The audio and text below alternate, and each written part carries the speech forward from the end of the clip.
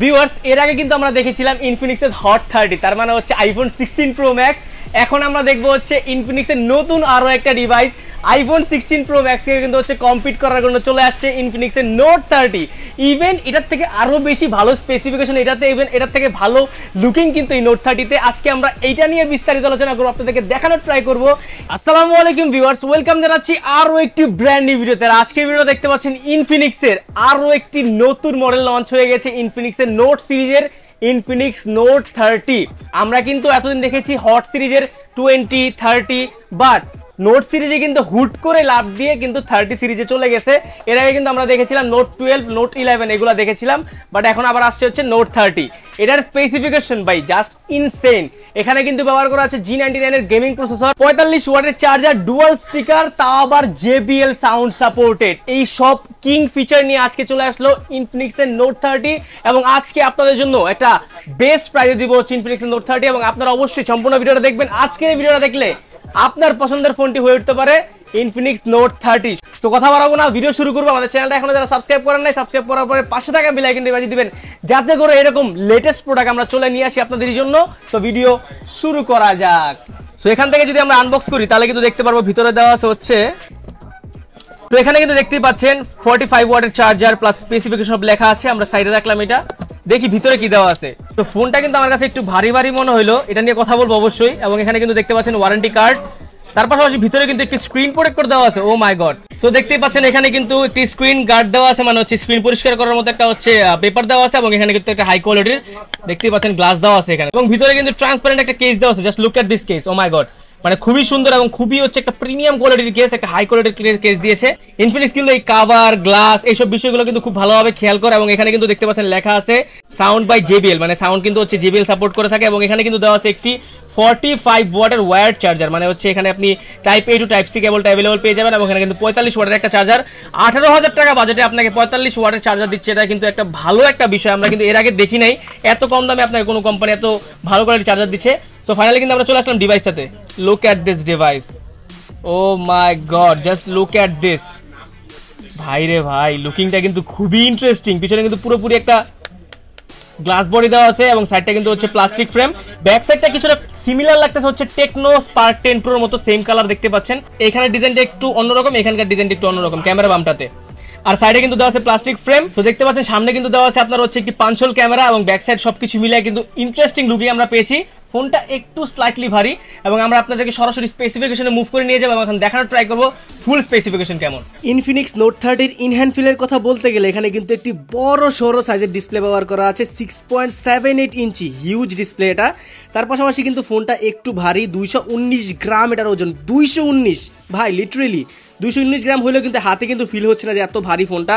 তার পাশাপাশি কিন্তু 8.6 মিলিমিটার এটা থিকনেস, এবং মোটামুটি হচ্ছে এক হাতে গ্রিপ করে কিন্তু এতটাও মোটা লাগতেছিল না, যেহেতু ডিসপ্লে সাইজটা একটু বড়।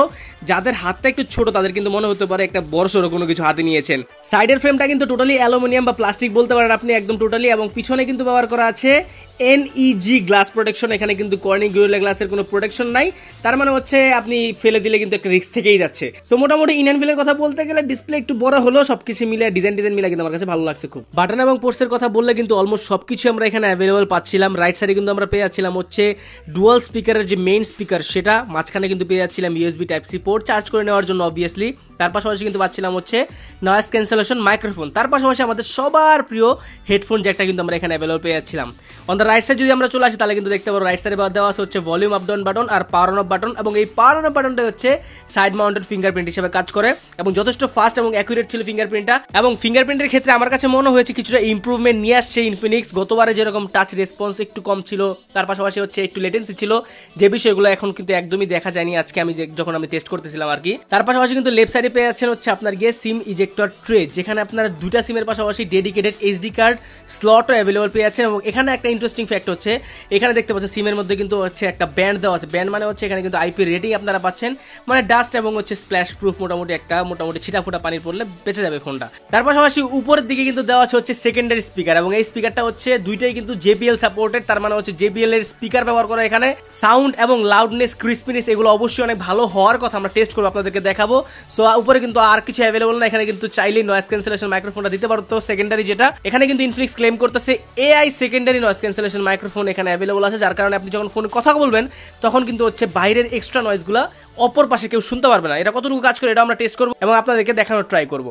এত যে হাইলাইট করলো ইনফিনিক্স, এখানে JBL স্পিকার দিয়েছে, এটা ওইটা আমরা অডিওতে কিন্তু আসলেই অনেক ভালো একটা এক্সপিরিয়েন্স করতে পেরেছি। কোনো রকম হচ্ছে ডিস্ট্রশন ছিল না, এক্সট্রা কোনো নয়েজ ছিল না, ক্র্যাকনেস ছিল না, একদম স্মুথ সাউন্ড ছিল এবং দুই পাশের স্পিকারটাই কিন্তু অনেক ভালো পারফরমেন্স দিচ্ছিল। আমরা আপনাদেরকে সরাসরি শোনানোর ট্রাই করবো, অডিও স্পিকারটা নিজেরা শুনলেই বুঝতে পারবো।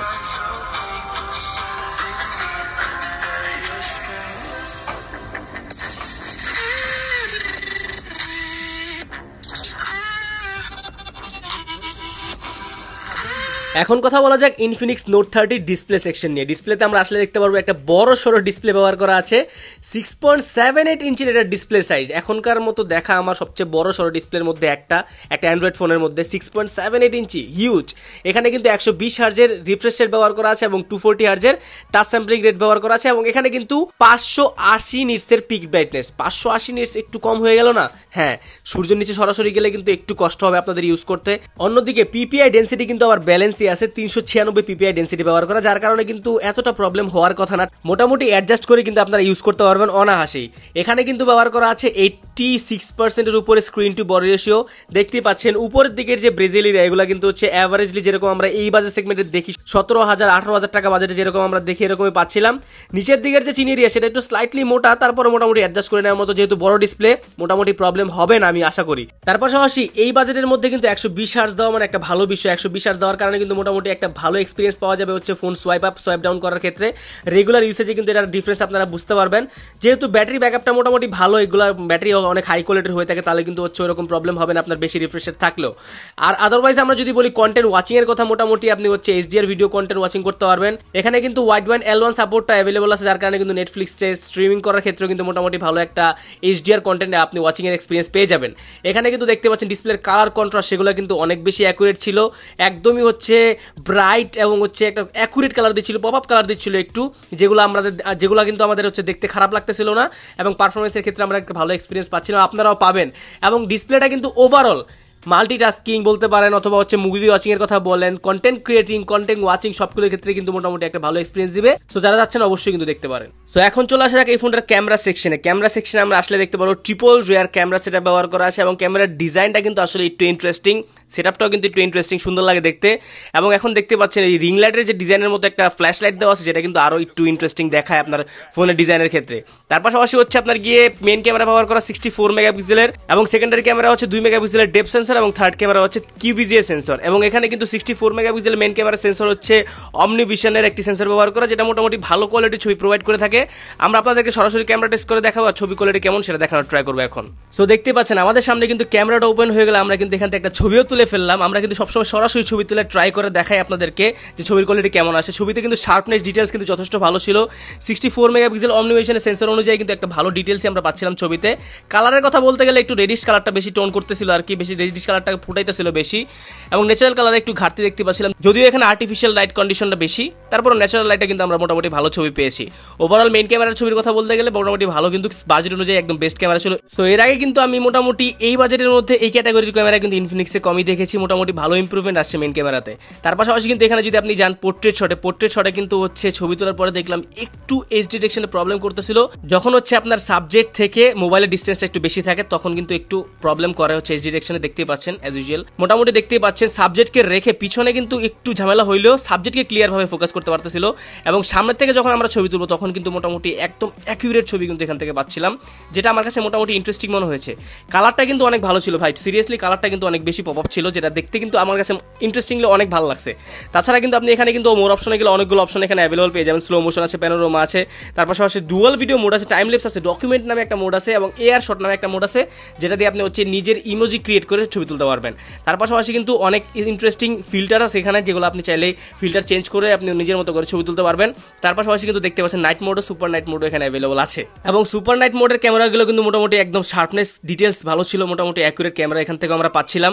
সো ওভারঅল পিছনের ক্যামেরা যদি আমি বলি, ক্যামেরা সেকশনে স্পেসিফিকলি ফটো সেকশনে কিন্তু অনেক ভালো ছিল এবং 2 মেগাপিক্সেলের যে ডেপথ সেন্সর ওটা আসলে অ্যাজ ইউজুয়াল কাজ করে এবং হচ্ছে QVGA সেন্সরটাও কিন্তু হচ্ছে মোটামুটি অ্যাজ ইউজুয়াল যেরকম কাজ করে সেরকমই কাজ করে। আমরা যেহেতু মেইন 64 মেগাপিক্সেল দিয়ে ছবি তুলি তুলি এবং ওগুলো আমাদের কাছে আসলে ওইভাবে ম্যাটার করে না, যেহেতু আলট্রাওয়াইড এখানে নাই।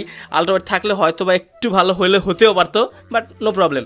এখানে কিন্তু ভিডিও সেকশনে আমরা আসলে দেখতে পারবো আর একটা ইন্টারেস্টিং জিনিস অ্যাড করেছে, এটা ফিল্ম মোড। আপনি যদি এডিটিং এর প্যারা না খাইতে চান, নর্মালি ভিডিও করেও কিন্তু হচ্ছে এডিট ছাড়াই আপনি একটা ফিল্মি ভাইব ক্রিয়েট করতে পারবেন, এই মোডটা আলাদাভাবে দেওয়া আছে। তাছাড়া কিন্তু এই ফোনের ভিডিও সেকশনে আমরা আসলে দেখতে পারবো 2K প্লাস 30 FPS পর্যন্ত ম্যাক্সিমাম সাপোর্ট আছে, বাট আমরা এখানে কিন্তু মোটামুটি আপনার হচ্ছে 1080 প্লাস 60 FPS দিয়ে একটা স্টেবল ভিডিও পেয়েছি। ভিডিওর ক্ষেত্রে মোটামুটি একটা স্টেবিলিটি মেনটেন করতে পারতেছিল, যেটা একটা ভালো বিষয়। শেক করতেছিল না। 2K 30 FPS থেকে আপনারা যারা ভিডিও করতে চান তারা কিন্তু 1080p প্লাস হচ্ছে 60 FPS করে বেশি মজা পাবেন। সেলফি ক্যামেরাতে যদি আমরা আসি তাহলে কিন্তু দেখতে পারবো 16 মেগাপিক্সেলের একটি সেলফি ক্যামেরা এখানে ব্যবহার করা আছে, এবং সেলফি ক্যামেরার সেন্সরটাও কিন্তু একটু ইন্টারেস্টিং। SK হাইনিক্স নামের একটি সেন্সর ব্যবহার করা আছে।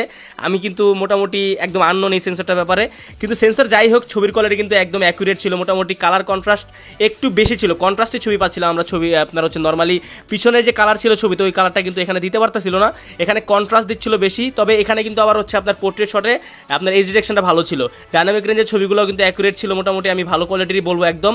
তার পাশাপাশি কিন্তু ওভারঅল সেলফি ক্যামেরা, পিছনের ক্যামেরা সেটাও কিন্তু ভালো ছিল, এবং সেলফিতে আসলেও কিন্তু আপনারা মোটামুটি 2K প্লাস 30 FPS পর্যন্ত সাপোর্টটা পেয়ে যাবেন ভিডিও সেকশনে। কিন্তু আমরা এখানে কিন্তু মোটামুটি 1080 প্লাস 60 FPS ভালো রকম ভিডিও মোটামুটি প্রোভাইড পেয়েছি এই ফোনটা থেকে। তো ওভারঅল সেলফি ক্যামেরাটা কিন্তু মোটামুটি ভালোই ছিল। সো এখন চলে আসা যাক এই ফোনটার পারফরমেন্স সেকশনে। পারফরমেন্স সেকশনে আমরা আসলে দেখতে পারবো মিডিয়াটেকের Helio G99 এর একটি প্রসেসর এখানে ব্যবহার করা আছে, যেই প্রসেসরটা কিন্তু এই একটা বছর যাবত কিন্তু অনেক বেশি ক্যাপেবল প্রসেসর প্রোভাইড করেছে, এবং হচ্ছে এই প্রসেসরটা কিন্তু অনেক বেশি পাওয়ারফুল এবং মোটামুটি লোয়ার মিড রেঞ্জ বাজারে কিন্তু একটা ভালো পারফরমেন্স প্রোভাইড করতেছে অল ওভার সবগুলা ফোনে। 6 ন্যানোমিটার একটি প্রসেসর, যেটা কিন্তু পাওয়ার এফিশিয়েন্ট হিসেবে কিন্তু কাজ করতেছে Mali G57 এর একটি GPU, এবং এখানে কিন্তু অ্যান্ড্রয়েড ভার্সন 13টা ব্যবহার করা আছে, এবং হচ্ছে ইনফিনিক্সের UI ভার্সন XOS যেটা বলে থাকি আমরা XOS, ওটার হচ্ছে ভার্সন 13টা কিন্তু লেটেস্ট একদম ব্যবহার করা আছে। এখানে একটা মানে দুঃখের বিষয় হচ্ছে এখানে কিন্তু কোম্পানি UI এর ক্ষেত্রে একটু ঝামেলা করে ফেলছে, কারণ হচ্ছে এখানে কিন্তু কোম্পানি বলতেছে 1 বছরের আপনি হচ্ছে মেজর আপডেট পাবেন, আর হচ্ছে 2 বছরের সিকিউরিটি আপডেট পাবেন, যেখানে হচ্ছে আপনি অ্যান্ড্রয়েড 14 পর্যন্ত আপডেট এখানে পাবেন, অ্যান্ড্রয়েড 15 আর যাবে না, যেখানে 2 বছরের হলে বেশি ভালো হতো।